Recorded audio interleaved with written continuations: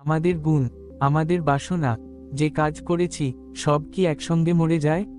বেদান্ত দর্শন বলে শরীর নষ্ট হয়, মন পরিবর্তিত হয়, কিন্তু যে সংস্কার, গুণ, বাসনা, কর্মের ছাপগুলো আমাদের ভেতরে জমে, সেগুলো পুনরাবৃত্ত হয়। অর্থাৎ, আপনি যদি জীবনে বারবার দয়া করেন, সত্য বলেন, স্বার্থত্যাগ করেন, তাহলে সেই ভাবনা আপনার মনে একটা ভালো গুণ তৈরি করে।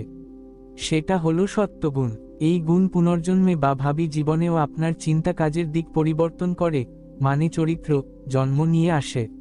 আর যদি আপনি ক্রমাগত লোভ, হিংসা, ক্ষমাহীনতা দিয়ে বাঁচেন, তাহলে সেই নেগেটিভ গুণ আপনার মনে জমে, আর সেটা পরবর্তী অবস্থায় আপনাকে আবার সেই দিকে টানে। তার মানে, চরিত্র শরীরের সাথে মরে না, গুণ ও সংস্কারের মাধ্যমে পুনরাবৃত্ত হয়, এটাই পুনর্জন্মের মূল ধারণা। এখন নিজেকে প্রশ্ন করুন, আমি কি এমন গুণ গড়ছি,